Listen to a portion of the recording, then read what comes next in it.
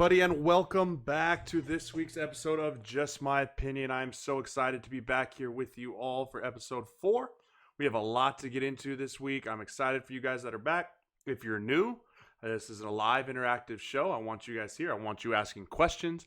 I want you challenging what my thoughts are. I want you challenging what your thoughts are. And I want to have a conversation. I want to talk about this Husker victory. We're going to dive into my grades for this week. So we got a lot on the show. We got a lot coming up, and thank you all for being here. So let's start with a little rundown for what the show is going to be. What we're going to do as we do every single week, we're going to break down the 4 keys to victory that I think are the 4 keys for Husker teams to beat their opponents. We're going to look at the opening drive, which wasn't stellar for both offense and defense this week. And then I'm going to give my big takeaways from the games, things that stood out to me, moments that stood out to me, players that stood out to me. And we're going to take a look at those and see how those impacted the game of Illinois because, guys, it was closer than it should have been. That's the nice way of saying it, but it's a fact. We should have beat that team running away. We were arguably easily the better team, but we gave them a chance to hang in. We gave them a chance to continue to fight, and we have to learn. But at the end of the day, we won. So big takeaways there. I'm going to give my third of the way through the season grades for all the positions, offense, defense, special teams, because I think that's important to track as we go through the year. It's important to see how those guys have performed, how I think they performed, how we need them to perform as we move forward, and what we can expect from them the rest of the year, because this first 4 games is kind of the building blocks for the rest of the year. The first 4 games are really a sign of how this team's going to look going into Big Ten play. I know it was the first Big Ten game, but now we're really getting to the teeth of the schedule. We're getting into the meat with Ohio State coming in. We got Wisconsin, Iowa, Maryland. So there's a lot to do with how they've played. What can they grow on? What do we need to see them keep doing? So I'm going to give my grades of what I thought through there. As always, I answer your questions live from Twitter and Instagram that we asked over the weekend, as well as always during the show. If you have a question, send it in the chat bar here, and we will try and get it answered as quickly as possible. And I preview the game next week. College Game Day is coming back to Lincoln since 2007. I was in high school when that happened, and I remember it. I remember watching it on College Game Day when they came. They did it in the stadium. They did USC versus Nebraska. Nebraska struggled in that game, obviously, so they were hoping for a different turnaround. But they did just drop the new location for where they're going to do it. They're going to do it where the old horseshoe is, out there in front of the pillars by East Stadium, which I think is a perfect location. I think that's going to get a lot of pull. I'm guessing that people will be camping out there starting probably tomorrow night, maybe tonight. I don't know. There's going to be a ton of people there. It's going to be a riot, but we have to show up, and so we're going to dive into that later on in the game, or later on in the show, excuse me. But for now, let's dive into the Illinois game. So we win 42-38. Again, shouldn't have been that close, but it was. And the important piece to why that was is because we learned how to win on the road. So let's dive in. Keys to victory. Every week, we're going to break them down. For those of you that are new here, we do the 4 keys: penalties, rushing yards, third downs, and most importantly, turnovers. So let's start with the penalties, because my goodness gracious, guys, if we don't stop killing ourselves and beating ourselves with these penalties, we are going to struggle. So Nebraska had 11 penalties for 119 yards. That is horrible. There's no other way around it. That is just horrible, because the worst part about that was a lot of the penalties were drive killers on offense or drive extenders on defense. There was not all on offense, but majority were, and they just stall drives. That's just what they do. They hurt us. They really do. So we had 119 yards versus Illinois, who had 4 penalties for 66 yards. So Illinois wins that category. The goal here is to win 3 of the 4 categories. Obviously, you want to win all 4. We won all 4 last week against Northern Illinois, and you guys saw the result. We won 2 this week. Illinois won 2 as well, which leaves a little bit more to be desired on our front. So moving on to rushing yards. We dominate in this. This is what I love to see. Nebraska, 363 yards rushing on 64 attempts with 5.7 yards a carry. Man, you have that stat line, you're going to win a lot of games. And, I mean, you go down the line. Adrian Martinez, 18 attempts for 118 yards. Mo Washington, 10 for 89. Wendell Robinson, thank goodness for that kid, 19 for 89 yards. Dedrick Mills, 12 for 62. And that was so important to this team. The rushing game for Nebraska is going to be where we make our hay. And so we had Illinois at 38 attempts for 221 yards, 5.8 yards. So, I mean, they didn't have a bad day. Really, Reggie Corbin had a very good day on us. He had the 20 carries for 134 yards with the long one at the beginning of the game. So in all actuality, they were a little bit closer than we'd like them to be. But I thought our defense did a really nice job holding them to 134 yards with the amount of points that we given up. But the big thing here, guys, is the fact that we had 363 yards rushing, and Adrian Martinez broke out in the last fourth quarter of this game to be our leading rusher. And with Mo maybe being down, maybe not being down for the Ohio State game, we're going to have to lean heavier on Adrian to be that leading rusher. And we're going to have to lead Dedrick Mills. Dedrick Mills is going to have to be big. He's going to have to be better. He's going to have to carry the load if, in fact, Mo Washington can't be in. So, moving ahead, third downs. Nebraska was 11 of 19, 57%. 1 for 2 on fourth down. That's a pretty good day. Anytime you're over 50% on third down, that really does help you in the long run. It helps you extend drives. It helps you extend drives, and it helps get your defense off the field. So third down is always going to be something we talk about. Illinois, 1 for 11, 0.09%, and 0 for 1 on fourth down. So black shirts did exactly what the black shirts do. They show up, they shut them down, and that was awesome because, again, Nebraska wins that point. So Nebraska's won those two things. They won the rushing yards, they won the third downs, but now we get to arguably the most important stat of the entire game, turnovers. I don't care. I say it every week, guys. Turnovers are what will make or break you as a football team because Nebraska had 4 fumbles, which led to 21 Illinois points. 21, guys. That is unbelievable. We gave them the ball 2 times inside our own red zone. And as a defense, you can only ask, hey, hold them to 3, please. And we didn't. And that's not on the defense. That is not the black shirts' fault. That is 100% on the offense. One of the fumbles on Adrian with the Farniak strip, I think personally was BS. I really don't think that was a fumble. I think that was a very poor call by the official because if you blow the call dead, I heard a whistle. I watched the game. I heard the whistle. If you blow the ball dead, you cannot then have a clear recovery. Because what happens if they don't blow the ball dead? Let's take a second here. So they decide that they blew the whistle, right? That guy picks the ball up. Farniak runs over there and absolutely cleans him. Or Bo Wilson or one of the O-linemen runs over there and absolutely just cleans the guy up. They're going to throw the flag for unnecessary roughness, which they should. They blew the whistle. The play was dead. You shouldn't be able to review that. So I don't agree with that call at all. But at the same time, I hope that we learned a lesson on offense that even if the ball's on the ground and the whistle's blown, go pick it up. The defense preaches it all the time. I mean, I've been around it since I've been in college, since I've been in the league. If the ball's on the ground, pick it up. I don't care if the whistle's blown. You get the ball, you hand it to the official as an offensive player. So that should be a learning lesson for us. So let's hope we learned. Hopefully it doesn't happen again. Obviously, you never want to have the strip sacks. But if they do, let's get on the ball and let's continue to roll. Illinois had 1 interception, Cam Taylor-Britt, which came and led to Nebraska's 7 points. So that was big. I mean, we need points off turnovers because those are, like I talked about last week, stolen possessions. When you can steal a possession, it really, really sways the outcomes for the game. And when you give up 21 points, the fact that we still won the game with 4 turnovers and 21 points given up off turnovers, it shows how good we can be, but it also shows that if we do that against Ohio State next week, or we do that against Wisconsin, or we decide that we can just show up against Iowa and turn the ball over 4 times, we will get buried. There's no way around it. And that's for any team, guys. It just isn't feasible to turn the ball over 4 times and think that you can win games. It just isn't. So that's something we got to figure out. We got to figure out what is the reason. Ball security with Mills, he's got to tighten that up, and Adrian's got to tighten it up. Those have been our 2 fumble guys this year, and they just have to make sure because fumbling can be contagious. It is. It's like, oh my gosh, it's all you can think about. If you fumble once and then another guy's like, oh, well, he fumbled, I don't want to fumble. And then it's all you can think about. I've talked to running backs, I've talked to receivers, and they all say the same thing. It's hard to think about anything else when you have a fumbling problem. So within the 40 twice, as Grant Cookie chimes in here, says all within the 40-10, you can't work with that. That's a fact. I mean, everyone knows it. Everyone saw it. But we won, so all sins are usually forgiven in that aspect. But here's a stat that I looked up that has to come with the turnovers. Adrian has 9 fumbles since the start of the season last year. So since he's been the starting quarterback for Nebraska, he's fumbled the ball 9 times. That leads the FBS, guys. That's not good. We need to make sure that we don't have that from our star player. We've taken it away 9 of those 5 times, 5 of those coming in the first game. Through the 4 games, we're losing the turnover battle. We are. As a Husker team, we are losing the turnover margin. We have given it up 11 times on offense, and we've taken it away 9 times. And 5 of those 9 times were in the first game.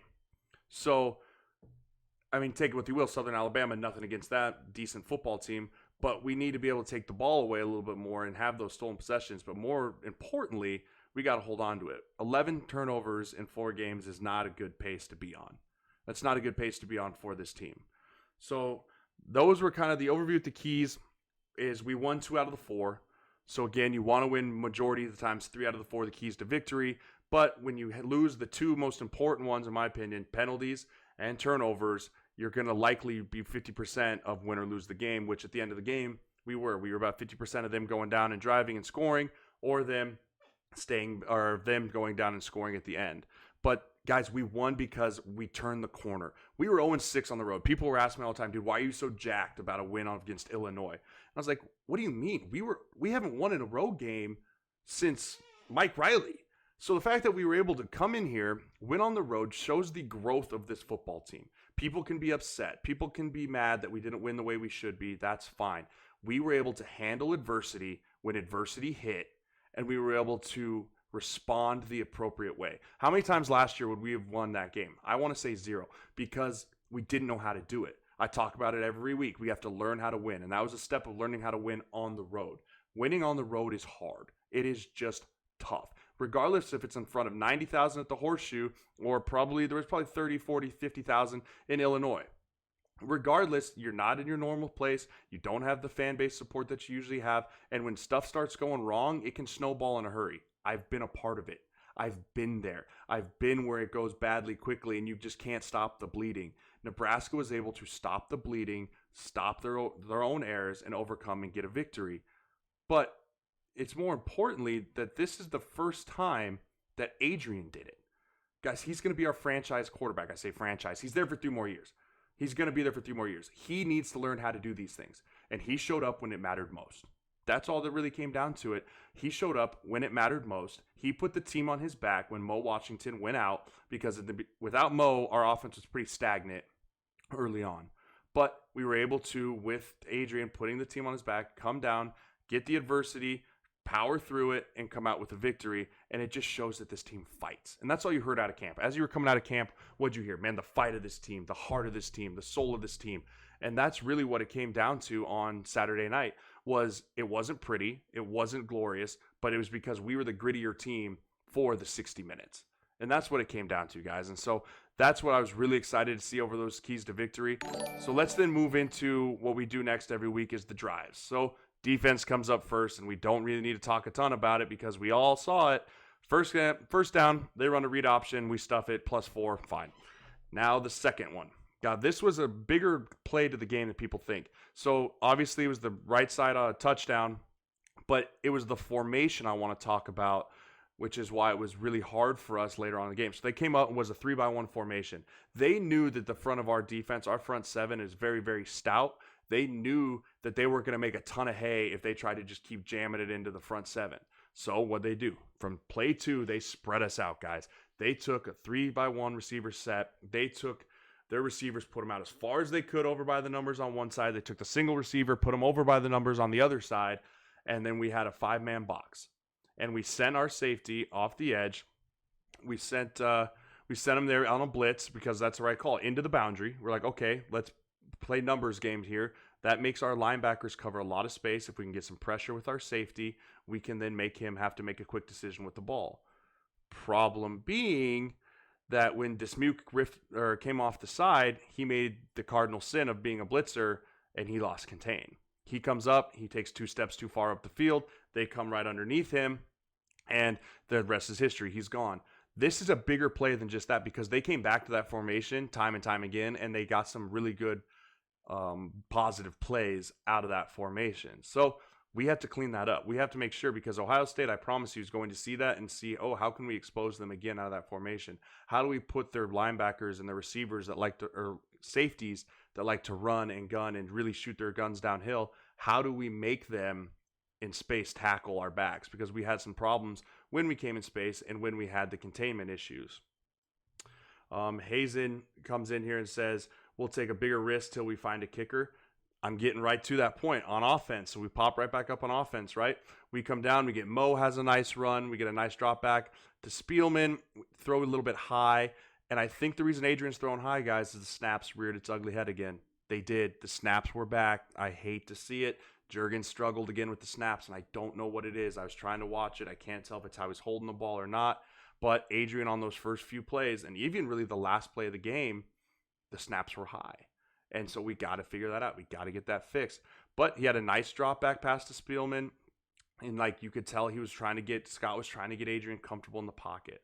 He was trying to get him to settle his feet. Exactly. Hazen comes in here and says snaps, and he has to settle his feet. He has happy feet. He does have happy feet. And I think a lot of the time he has happy feet because he's so ready to jump for that snap that he doesn't really know how to just sit still. He doesn't understand how to just keep his feet, clap, get the snap, and come back up. So we go down, we get first down +5, second down incomplete. So here we are staring third down in the face again. Protection breaks down. Adrian scrambles, finds JD. That's 2 weeks in a row now that JD has come up big on the first third down of the game to extend the drive. JD was a huge part of this game. He was very much the reason why we stayed in this game. He was very much the reason why we stayed in this game. So they've come down. Now we get to the next new set of downs, right? First down, penalty. First penalty. First drive of the game, fourth play, penalty. And it was a completely thing that you could prevent. I'm trying to think how the best way to say it. Self-inflicted mental error. That's the way I want to say that, because it wasn't a hold. It wasn't a chop block. It wasn't a thing that, okay, that happens. Sometimes in football you get beat. An illegal formation penalty should never happen. You should never happen. It's a mentally disciplined penalty. You should know when the play is called, where to line up every single time. And it negated a nice run up the middle. It did. It took us from it would have been 2nd and 4, and it took us all the way back to 1st and 15. So you're immediately, there's one of those drive killers I'm talking about early in the game on the road. You cannot do that. You can't. So we back it up, 1st and 15. We hand it off to Dedrick Mills, and it looked like a miscommunication between Hickson and Jurgens of who was pulling, who was reaching. So the nose guard comes free up the middle, and we're now looking at 3rd and 20. And guys, there's no play call for 3rd and 20. There's really not. You're in 3rd and 20, and you're just like, oh, well, this ain't going to be good. So we get to 3rd and 20. Adrian scrambles, checks it down to Mills, and now we're sitting at about 4th and 11. So I'm watching the game going, oh, cool, field goal. Then I remembered, we don't have a kicker.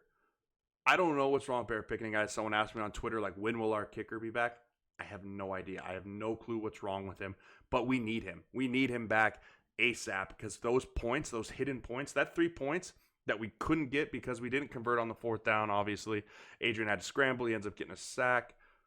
But I then think that those are going to be issues. Those hidden points, we're going to need those. We're going to need that 3 points at the end of the game when we're playing against Wisconsin and Ohio State. We're going to need those, and it's only going to get more important as we go down the stretch.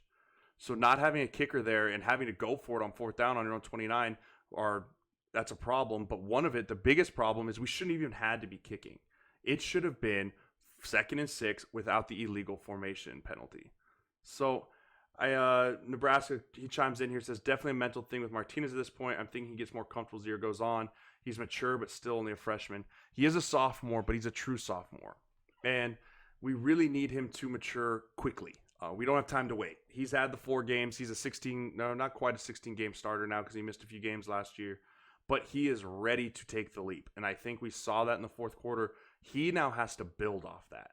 He has to be able to take what he did in the 4th quarter last week and carry it over. He can't wipe the slate clean and start over.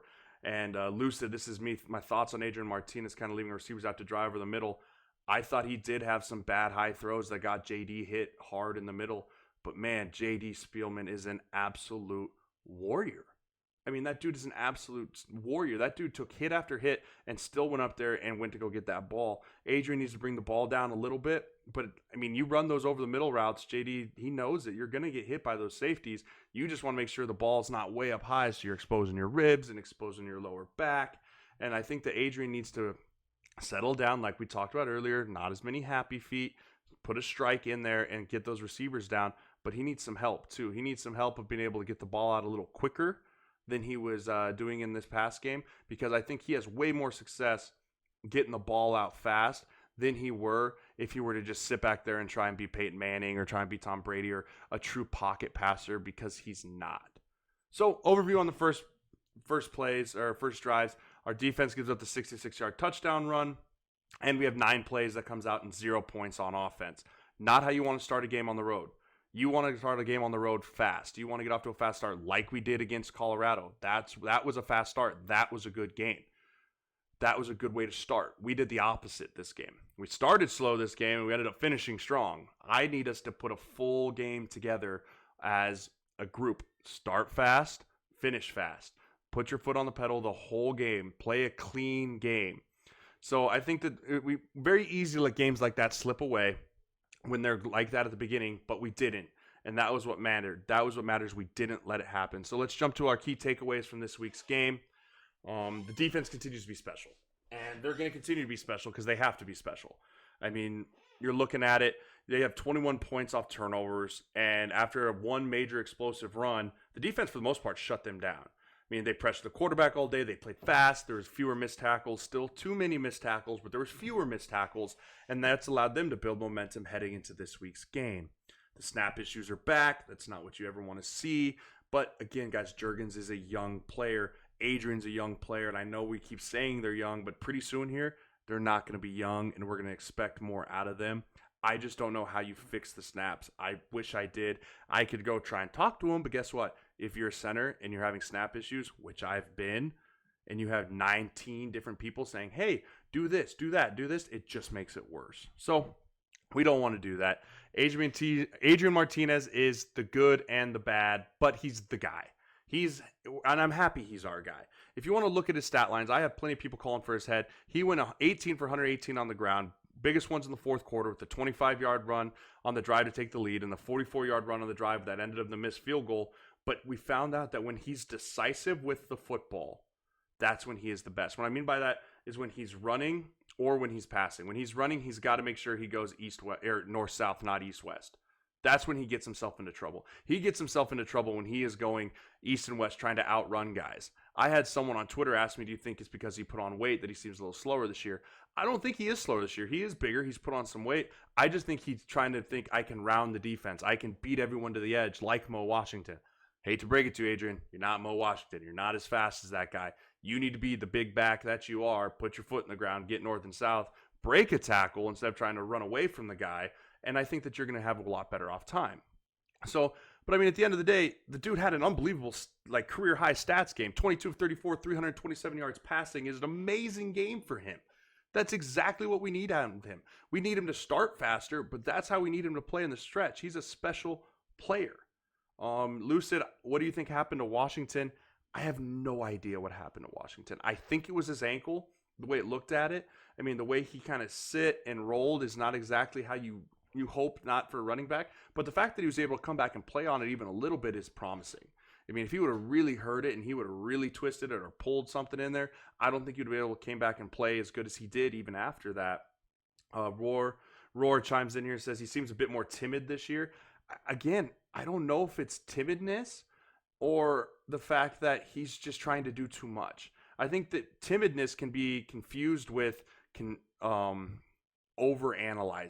If you're timid, you're like, oh, maybe, versus when you're overanalyzing, you're trying to do too much. You're trying to say, oh, can I fit it in that window? No, probably not. Okay, let's hurry up, get to my second read, and then before you know it's too long.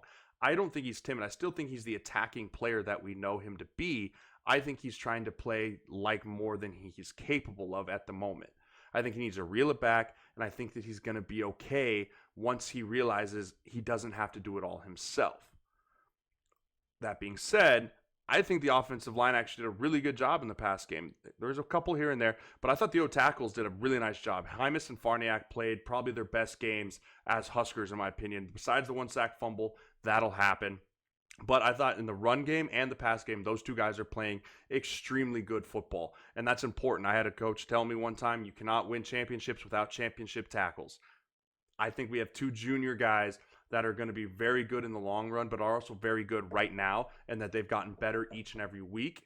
But we need them to be our anchors. We need them to be our bookends, because where we're struggling on the offensive line is in the middle with Bo Wilson, who's flashes at moments, struggles at moments. Cam Jurgens still figuring it all out. Extremely athletic guy. Great to get out in space because he can do some lot of special things. And then a young guy in Hickson on the left that's still kind of getting his feet wet.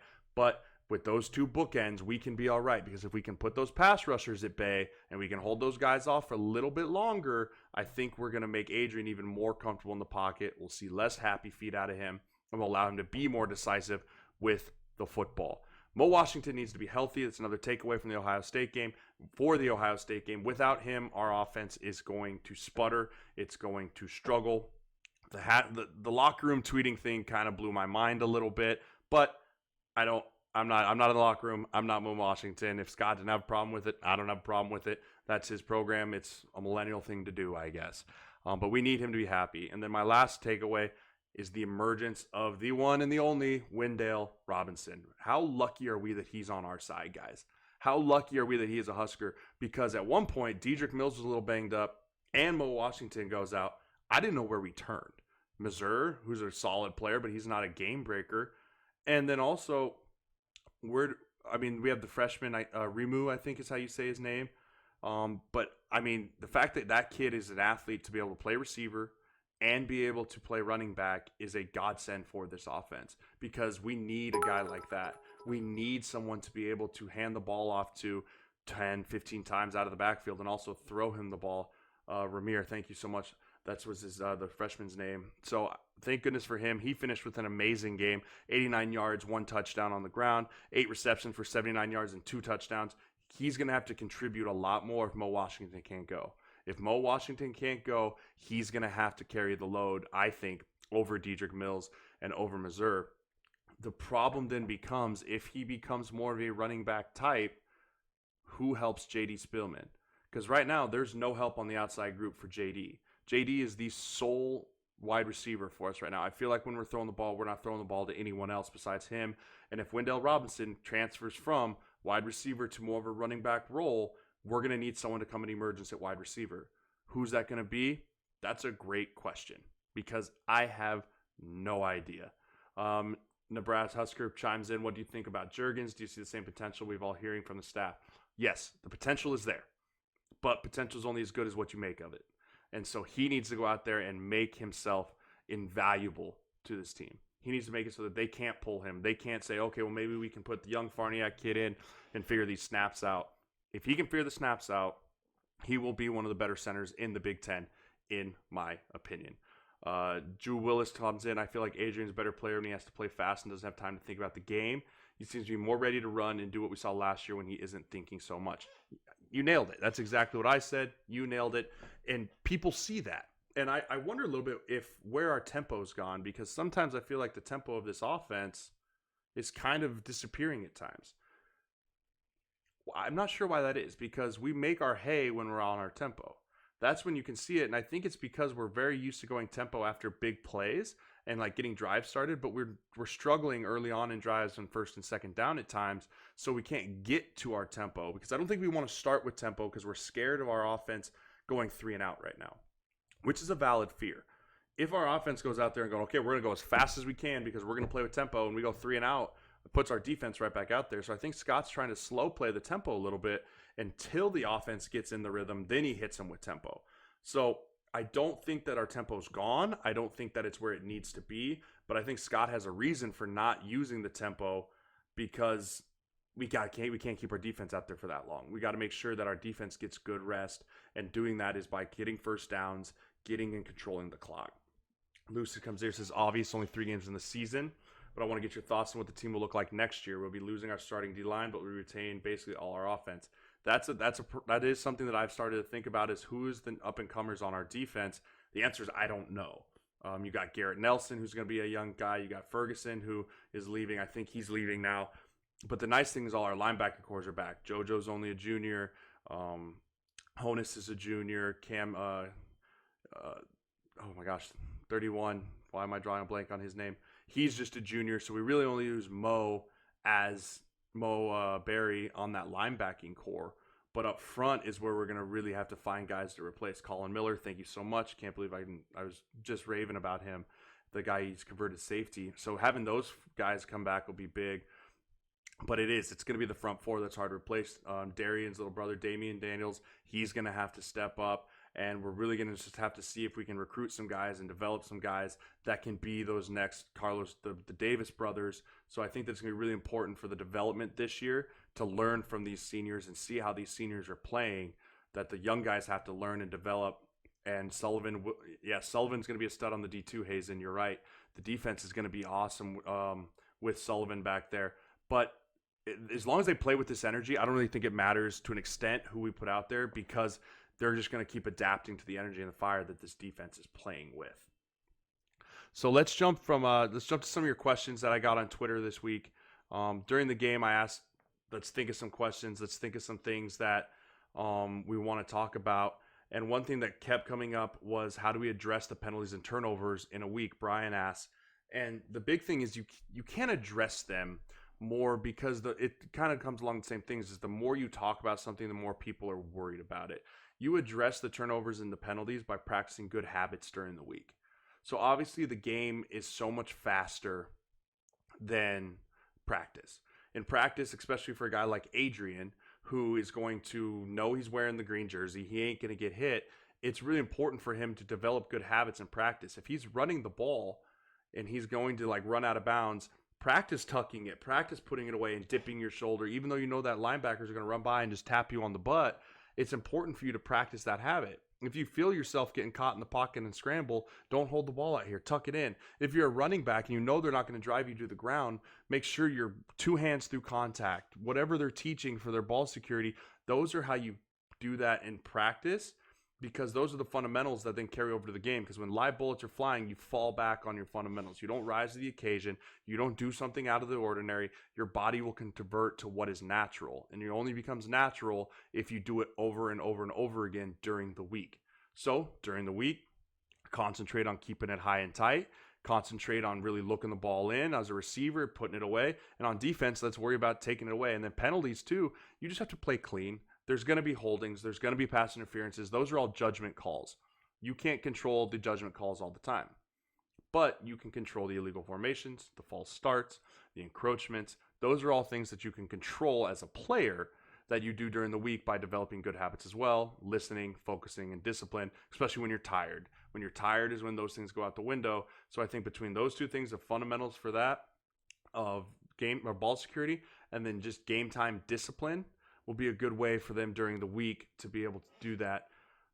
I have Smoker Eater 1394 says they also won with some of the more important players getting hurt. Opening window, Robinson and Washington are going to be matchup nightmares for the Big Ten. That's very true. As far as the victory, I'm happy with the victory, but so the offense players about learning onto the ball. So guys, a lot of people want to know, why is it that we're turning the ball over? And again, there's just not an answer to it besides fundamentals. Johnson says, why don't we rotate at O-line? I think this is a good point. It's hard to rotate as an offensive lineman. I did it as a senior, and I didn't enjoy it at all.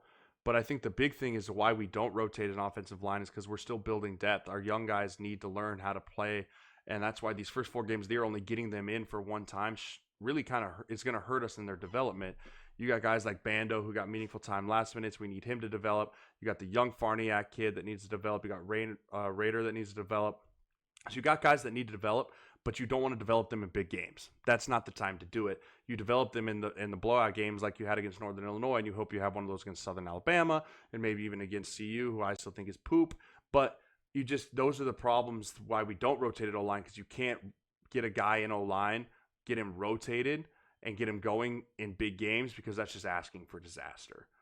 On Instagram, we had a couple guys that chimed in and asked about the defense and why they're getting to the quarterback so well. And I think a lot of it has to do with their hustle. Another thing that it has to do is with the fact that they're scheming really well. Our defensive coordinator, Barrett Rood, and these guys are putting together pressures that are complex and that are hard for offensive lines to pick up. And we're coming after them early and often, and it puts them on their heels a little bit. So that's something that was really good to see from those guys, is the fact that they're scheming guys up and they're going to come after them with just a 4-down rush with stunts and games, and that defensive front is playing really, really well together. Team Diesel says, oh my God, and getting down and not getting hard. Getting down is important for us. I thought we got out hit a little bit on offense. I thought that Lovie Smith's boys on defense brought the wood to us, now physicaled us a little bit. And I haven't seen that from this team yet. So as we talk about getting down, sometimes we got to get down based off the sheer fact that it is scary for guys like JD, Wendell, who aren't as big. They're not the big bruiser backs to be running the ball like they are over the middle with these big linebackers. I don't know how over the course of the next few games they can continue to take beatings like that. We have to be careful with that. We got to make sure that they are understanding when to go for those extra yards, but also when it's a business decision. Get down, take the point or take the yards, live to fight another day, because we need those guys. We really do. Those are guys that are going to be important pieces for us down the line. Guys, again, if you're new here, I want this to be an interactive show. Please ask questions. Make sure that you're being involved in the show. This is the whole reason I did this, was to create a community, to be able to conversate with you guys, to be able to find out what you guys are feeling about the week's game, what you guys are feeling about this team in general. If you could follow the channel too, that would be great. I would really appreciate that. Also, if you can subscribe to my YouTube page, that would also be awesome. The links pop up in chat every now and then. You can click on there and subscribe as well. We're trying to grow this show here, and I appreciate all you guys for being here. So, as I said, this is the time of year. We're 4 games in. I want to give our third of the season grades. I know I called it quarter of the season grades because I still think NFL, 16 games, but this is college. There is not 16 games. There's only 12. So, let's dive right into the defense. Let's start with the defense. The defense is a little easier to dive into than the offense.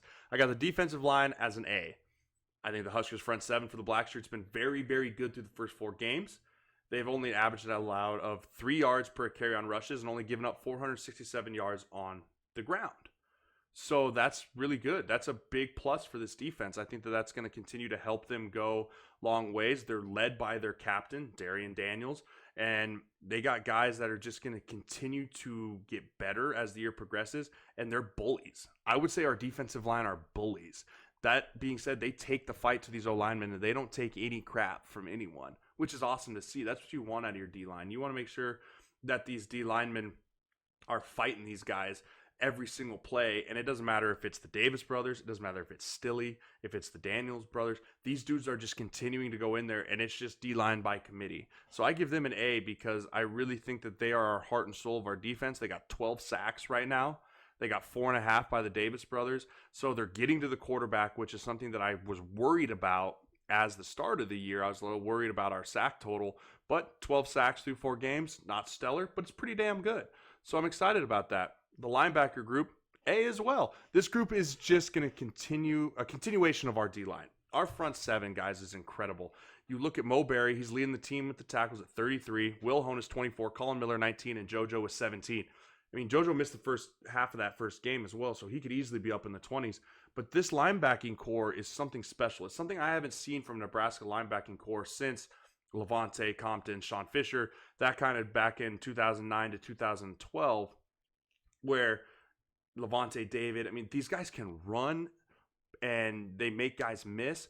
The one knock on them is they're not very big. If you take away Mo, I want to say the average weight to those guys is probably going to be 225, 230.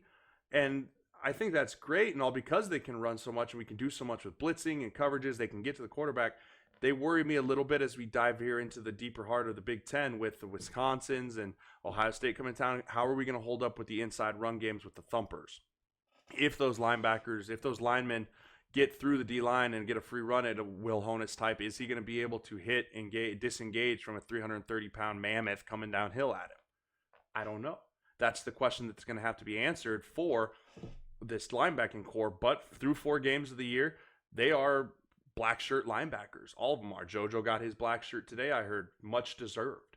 Those guys are really playing at a high level, and they're the epitome of what you want from your linebacking core. You want sideline to sideline, downhill energy guys, and all 4 of those guys, I think, really play with the demeanor that Barrett Ruud used to play with, and I think that's what you're seeing from them. So let's move to the DBs. B+. I think that's a fair grade because this group had a lot of high expectations going into the year. Everyone I heard was, man, the DBs this year are incredible. They're great. And rightfully so. They've played really well through the last 4 games. They've allowed 960 yards through the air. They have 6 interceptions and only allowed 5 touchdowns through the air. That's a solid group. That's something that we could really hang our hats on from being people that was a struggle last year. DiCaprio Boodle at times struggled last year. I thought he's our best player. But what you really saw was the emergence of Lamar Jackson this year. We all know what kind of physical player he can be, but we've been waiting to see that out of him. I mean, so far through 4 games, he's got 7 pass breakups. He's got a sack, fumble, and an interception. Great start for him. He needs to continue on this path, and he can become a guy that I think can play at the next level. I think he has all the abilities to play at the next level. The question with him has always been A, his effort, which I thought has been much better this year, and B, can he be consistently that shutdown corner? And there's been times this year, the reason that they don't have an A is because we have the times this year looked a little confused in the background. I mean, Taylor Britt is awesome. He is balling right now. Between Eric Lee and Cam Taylor Britt as our safeties, they've shown up in big moments. I mean, they have 4 interceptions and a pick 6 between the two of them. They are solid safeties for us back there in our back end, getting everything situated. We've just at times, happened a couple times in the Colorado game, happened a couple times against Northern Illinois, and I can think of one time that happened against Illinois, we get beat deep. And we got lucky a couple times because Northern Illinois, those balls didn't get completed. But at the same time, we got to get that fixed because those are plays that Justin Fields against Ohio State is going to make. So if it wasn't for those few deep balls that we've let up and the confusing coverage sometimes where we don't look like we're lined up or we kind of look like we're running back and forth, we don't know if it's man, we don't know if it's zone. That's the main reason I gave them a B+. But, I mean, they're very close to having an A this year as well. And so overall for the defense, I think that Dismuke was out of position this one time on the touchdown. Yep, exactly, guys. I think besides for the alignment errors, I'll say this for the DBs, they've been a very strong part of our defense as well. So let's move on to the offense, and I'm going to start with the O-line. C+. I think that's a fair grade for them. They got a bunch of potential. Like everyone's heard, man, this O-line potentially can be very good. We just haven't quite seen them put it all together. We haven't been able to see them put together the full games. Can they put together a full 60-minute game from start to finish domination? Northern Illinois was a start. They did well. Illinois, we came in and we put up 300 yards on the ground. Big time. Adrian was able to throw it, but Adrian was running around a little bit in the pass protection. We gave up the sack fumble. There were still some negative runs that we had. I just want to see these guys consistently put it together. I mean, when we go from left to right here, you got Hymas, who's playing very well. He's going to be our left tackle. He needs to make sure that he's ready to play this week. Team Diesel, as you come in and say, Chase Young's a monster at the edge this week. He's got 7 sacks this year, guys. Through 4 games, he's got 7 sacks. He's a first-round talent. Chase Young, the DN for Ohio State, is a first-round talent, and we got to make sure that Farniak and Hymas are ready to take this guy on, but they're going to need help. Tight ends are going to have to chip. Running backs are going to have to chip. We're going to have to slide to him. He is what we call a game wrecker. He just is. And so I think Hymas and Farniak are got to be ready. They've been playing at high levels. I think both of them have NFL potential, but we need to make sure, like I said earlier, you can't win championships without championship tackles. So they need to continue to get better. Inside, you got Hickson, Juergens, and Bo. Bo's been the most consistent, and he needs to keep playing like that. But I need to see more of a leadership out of Bo. I want Bo to pull Juergens along with him. I think that's going to be really important that he grabs Juergens and says, hey, this is how we're going to do it. Because Juergens is young, and as a center, you're looked at as the leader of the line. You just are. It's one of those positions that comes when shoulders a lot of responsibility. And I don't think Juergens knows quite how to handle that yet. And so I think Bo needs to shoulder that load for him so that Juergens can focus right now on getting the snaps and getting the plays lined up where you need to be. But Hickson, for me, he's been the bright spot on this O-line. I know he struggled, but every week I've seen him get better. And as an offensive lineman, especially a young offensive lineman, that's what you want to see is just marked improvement every single week. What can he get better at this week?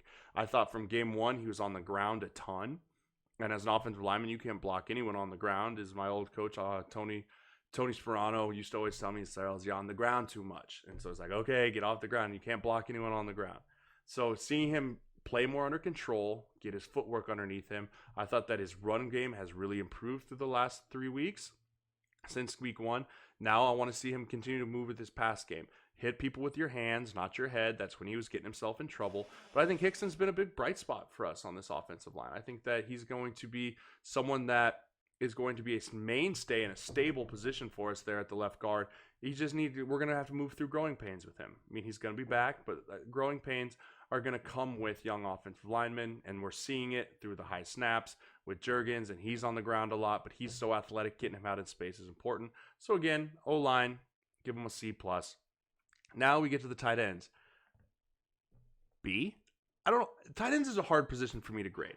Mostly because I don't feel like we've utilized them a lot this year. I don't feel that the tight end position is something that we're like, wow, look at the tight ends. Yes, Jack Stoll's had a very solid year, 10 receptions, 153 yards, and a touchdown. But I want to see more of the tight ends involved in this offense because I think that they can be really, really dangerous. I am very intrigued by Allen. I think that he is someone that if he could continue to make mismatch with his size, he's a big kid, 6'6", 6'7". And I mean, he's a little lighter right now, but I'm excited to see what Duval and them can do with him this offseason and put a little, maybe get him up to 265. You get him up to 265, and you're looking at Jimmy Graham type guy that can go catch the jump balls, that can do all those things. And so I'm really excited to see how he comes. But for this year, it's just hard to say. In the run game, they've been great. But I mean, besides Stoll with his 10 receptions, Allen and Rofdale only have 1 reception each. I feel like you need more out of those guys. And I think that could really help our offense. I think RPOs and play actions should go to the tight end. I mean, I watched the Vikings game last week, and the Raiders were just feeding the tight end. He had like 120 yards because they just did all off play action. And so with the lack of production in the wide receiver position besides JD and Wendell, I think Adrian needs to start to lean a little bit more on Stoll, maybe a little bit more on Allen, and let's get those guys a little bit more involved. Aurora boy done proud, and Allen absolutely. So I think that the tight ends are solid B because they're run blocking for me. I think they've done a nice job in the run game. I just don't know how much they've been incorporated in the pass game. And again, I don't know if that's because play calling or just they're not getting open. Running backs, I give them a solid B. Mo Washington, 35 carries, 268 yards and a touchdown on the ground this year. 8 receptions, 149 yards, 2 touchdowns receiving. He's been obviously the featured back. He's important to this offense. He makes this offense go. Dedrick Mills, 46 carries, 246 yards, 5 touchdowns on the ground, 4 receptions, 33 yards receiving. The problem in the knock on him is he fumbles. And I mean, you can think of Amir Abdullah, one of the best backs in Nebraska, has been there. He gets in the league, he's struggling. He's a 3rd running back in Minnesota right now, and it's all because of his ball security. I tweeted it out during the game. Ball security equals job security. And right now, Dedrick Mills is having a better the last 2 games for him are better than the first 2. I will say that. But if he doesn't stop coughing the ball up, we're going to lose confidence in him carrying the ball. And we need him. If Mo's hurt, we need him to be the bell cow. Wendell's great with the ball in his hands, but he can't run the ball between the tackles like that. He's just not built for that. He'll get killed if you try and give him the ball 23 times inside. And Hazen chimes in here and says Ziggy fumbled a lot too early in the crew, and he rarely fumbled. Agreed, but I don't know if we have time for Mills to grow. Ziggy fumbled early in his career. I thought he did better as he continued to grow, like you said, with Ozigbo. We need Mills to be that guy. He's a JUCO guy. He played at Georgia Tech. He's been around. I wouldn't call him a young guy. I wouldn't say he's a developmental guy. He's a contributor. We need him to be a contributor and contribute in a big way. So that's what we're hoping for out of him. Wide receiver position, we're going to go C- because like I touched on earlier, if this was individual grades, if I was giving individual grades for everyone on the offense, Wendell Robinson, J.D. Spielman, A+. Because they've shouldered the entire wide receiver group through 4 games. I mean, Spielman was getting the crap knocked out of him time and time again, running the seam routes, and he didn't care because he knew he had to be out there. If you look at the stats, guys, I looked it up because I was honestly curious. So you got Wendell Robinson, 27 rushing yards, 27 attempts for 119 rushing yards and a touchdown, and he's got 17 catches for 195 yards and 2 touchdowns. So that's not bad, 17 from 195. Then you go to J.D. Spielman, 18 receptions, 383 yards and a touchdown. Okay, you're like, okay, yeah, those are solid numbers for receivers. The problem is when you go to wide receiver 3 and 4, you got Noah, 4 receptions, 46 yards, Williams, 2 receptions, 46 yards, and McQuinty, 2 for 14. Where are those guys? Where have they been? Why haven't they shown up? We need more from those guys, or else those two, JD and Wendell, are going to struggle because teams are going to realize, oh, we just take this guy away and they got nothing else. Especially with Wendell moving into the running back role if he might have to do. Furby Oates chimes in and says, do you have concerns for the receivers getting hurt? Martinez throws them a lot, ends up jumping to catch it being exposed.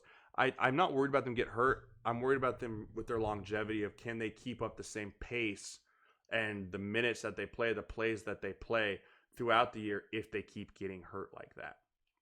Or keep getting hit like that, excuse me.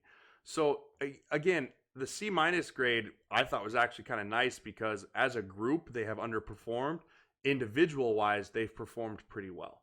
So individually, there's guys in there that have performed well. As a group, I don't think the receiving core is what it is. We're hurting losing Stanley Morgan. That's just how it is. Hazen says no will be our next Wester camp. I don't see that. I hope he proves me wrong.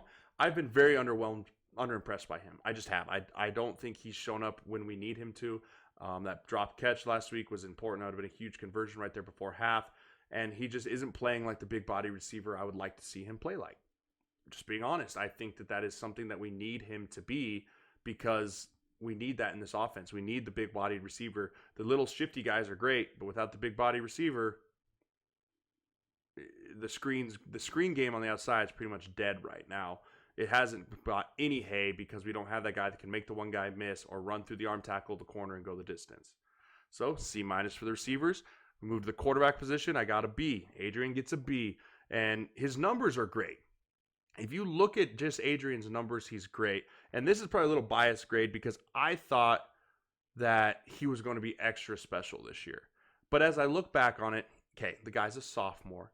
And the hype that he brought into this season, I don't think anyone would have been fulfilled if it was anything less than one of Tim Tebow's Heisman years. Like that was the standard that was pretty much set for this kid. And he hasn't lived up to it. And that's fine. But if you look at his numbers, he's at 61% completion rate. He's got over 1,000 yards passing, 7 touchdowns to his 2 interceptions, and a quarterback rating of 160. That's pretty dang good. And I think what people are just waiting to see is we haven't had those wow moments that we had from him last year. We haven't had those like, holy cow, look at this guy go the distance. And he flashed it. He flashed it in the fourth quarter. But we were so used to seeing it from a consistent basis from him that's why I think people are like, oh man, he's not who he was. He's regressed. I don't think he's regressed. Like I said, I think he's trying to do too much. I think he settles in, and this is going to be a big week for him to settle in and have to play his game. And I think he'll be just fine. So I gave him a B. Turning the ball over has been a big problem for him. The fumbles are bad. Like I mentioned earlier in the show, he has 9 total fumbles since he took a helm back in last year in 2018. Leads the FBS. He's got to shore that up because you can't cough the ball up. You just can't do it, especially as the main quarterback. It's just not something you can do. If it's interceptions or fumbles, it doesn't matter. It's still turnovers. So my overall grades, offense, B-, C+. I wanted to give him a C+. They were just so good in the fourth quarter last on Saturday that they bumped him to the B- for me. I was planning to give them a C to a C+ based off the fact that they just really have been struggling at certain times this year. But I think that overall offense B-, defense A. Obviously, the defense has been the backbone of this team right now, which if you would have asked me 4 weeks ago, I probably would have said flip those. I thought the offense was going to come out with their hair on fire, scoring 40, 50 points a game, and our defense was going to be the one that had to kind of find their way. But that's not the case. Defense was going up. Lincoln Edits just stopped by to say hi. Appreciate you. Thank you so much for coming by. Again, guys, if you're new to the show and you got any questions here, I'm here to answer your questions for last week's game or this week's game. I'm getting ready to preview the Ohio State game because it's going to be a huge game, and it means a lot to Nebraska. It means a lot more to Nebraska than just a win or a loss. It really does. So let's, before I stop myself, special teams grade, D. Oh my gosh, out of 20,000 people on the Nebraska campus, we can't find someone that can kick it through the uprights. I don't know what's wrong with Pickering. I really don't. But my goodness, man, we got to get that fixed. We just have to. There's no way around it. So the one thing is, the reason I gave him a D, I want to give him an F, but I gave him a D because our pump block unit and our punt return unit have been decent. Our kickoff unit is horrible. We need to kick touchbacks. Returners in college football are way too scary to give them the ball. I don't want them to touch the ball as a returner, especially this week. I want us to kick touchbacks. We can't kick it out of bounds and give them the ball at the 35. That's a no-no. And we can't kick them in the ball on the 10-yard line. We're setting our defense up for bad news if we're giving them starting field position at the 35 or the 40 every time. So our special teams got to figure it out. They get a D. That's my grades. I really think that those are fair. I don't know. Let me know what you guys think. If you're watching the show right now, tell me if you think they're fair. If they're not, if you're catching it on the YouTube or the recap, tweet me. Let me know. This is my first time grading, guys. This is my first time looking overall, watching the film, really thinking what I wanted to do for this. And overall, I thought that this is kind of where I round out. So let's get to the Ohio State preview. Furby Oates asked what my biggest concern is. And I think that my biggest concern is Justin Fields. Dude's a problem. Justin Fields through 4 games has 808 yards passing, 13 touchdowns, no interceptions, 150 yards rushing with 6 touchdowns. That is my biggest concern. How do we contain that guy? He is special. He is. He is going to be a Heisman candidate. He might be another number 1 pick. I mean, that dude is a problem. There's no way around that. So my biggest concern is, what do we do game plan wise to get to him? Because as I've watched Ohio State, their O-line is playing phenomenal. Their O-line is giving him time to throw back there. And they have guys on the edge in Chris Olave and Victor. I mean, these dudes can flat out fly on the outside. I mean, Chris Olave has 4 touchdowns with 229 yards as his first target. And then Benjamin, he has another 2 touchdowns and 200 plus yards receiving. So we got to find a way to get to him because our DBs are great. But you let any of these guys run around too long back there, and they're going to be issues for our DBs because Justin Fields is very accurate. But the other thing is he's got 150 yards rushing. That dude will tuck it and run. So it's a very delicate balance of rushing the passer, but also keeping yourself in your rush lanes and keeping yourself disciplined to be as a good rusher. So in the run game, too, they got J.K. Dobbins. He's a 477 yards and 5 touchdowns on the season. So, again, you don't want to necessarily make him be the bell cow. But I think that our best chance of stopping this offense is to get the ball into J.K. Dobbins' hands more than Justin Fields' hands, personally. Them on defense, they're holding their opponents to an average of 9 points a game. They only allowed 36 points all year long so far. That's an incredible number. The big thing for our offense is they're going to have to be great on first and second down. If we get ourselves in third down and long, 3rd and 8 and plus, that's when we come into play with Young and their D-line getting after it. They have 20 sacks on the year. He has 7. Chase Young has 7. They have 20 sacks on the year, and they feast on 3rd and long. They just do. Ohio State feasts on 3rd and long. Our tackles are going to have to play great, but we got to stay out, and we got to help ourselves on first and second down, not getting into these 3rd down rolls. This game's going to come down to, can Nebraska show off nationally on stage? When I say this game, it's going to mean more to the Husker brand than it will just a win or loss. This game's going to mean more recruiting. This game's going to be more how do we show up nationally. And we can only hurt ourselves in this game, in my opinion. If we show up and we win this game, it will shock the world and we'll put ourselves nationally. We show up, we play this game close, we lose a close game. We show, okay, Nebraska's in the step direction. We show up to this game, we get ran out of our own stadium, we get beat by 30, 40 points. The Husker brand takes a huge ding. It takes a big hit, a lot bigger hit than I think people are anticipating that it might take. So that's what I mean by I say this is a big game for the brand, not just a win or a loss. This will really, really come down to, are the Huskers ready for the big stage? And I don't know the answer to that question. It depends which Husker team shows up. Which Husker team shows up? Is it the one from the fourth quarter Illinois, or is it the one from the first half of Illinois? It really is going to just be a dogfight. And I think the best chance Nebraska has is they play the cleanest game they have under Coach Frost. They make sure they don't beat themselves with penalties. They don't turn the ball over. And you give yourself and you give your young quarterback a chance to win it at the end of the game. That's how you win this game. You really just have to keep yourself in it till the fourth quarter and give yourself a chance to win at the end of the game. Don't let things go snowball on you. They're going to score. They're going to make plays. Make the plays back. Make sure you come back and you're ready to go make the plays. And in the fourth quarter, let Adrian be Adrian and make sure that he comes back with a vengeance, throws or runs the ball down the field, and he gives Nebraska a chance to win. I think Nebraska has every chance to win this game than they have in the past. They lost by 5 points last year. Great game the year before they go out there and get killed. I don't know what's going to happen, guys, but I think we have a great chance because it's in Memorial Stadium, college game day. It's going to be incredible atmosphere. I can't wait. So as we're winding the show down here, guys, we give out our game balls every single week. This week on offense, I give Cole game balls. I couldn't pick one. JD and Wendell Robinson. Those two guys made our whole offense go. They just did. Without them, our offense is stagnant, and it doesn't even move. So Cole game balls to them, JD and Wendell Robinson. The defense, Cam Taylor-Britt, 3 solo tackles and a big interception after the game. A big interception in the game, especially after getting hurt last week and coming back and playing as well as he did. So those two guys are the big game ball winners this week. One last announcement before I log off here. This Friday, 6:30, in the Rail Yard, I am doing a special backstage, as you call it, of Just My Opinion, live from the Rail Yard. I'm going to have a special guest with me who I'm going to announce later this week.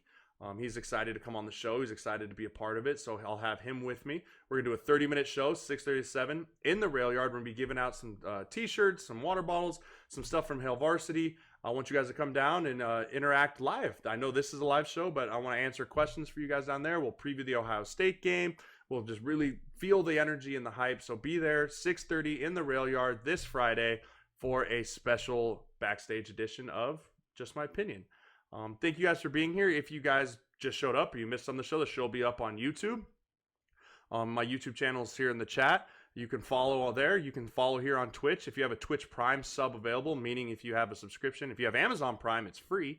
You can subscribe to the channel, which would mean a lot to me. It allows me to continue to grow the channel and continue to have the growth that I need to come here. And guys, it's game day. It's Ohio State. It's game day. We asked for this. And I can't wait to see Nebraska finally come out and handle business the way they need to handle it. So guys, go Big Red. I will see you guys Friday at the Rail Yard. And remember, this is just my opinion.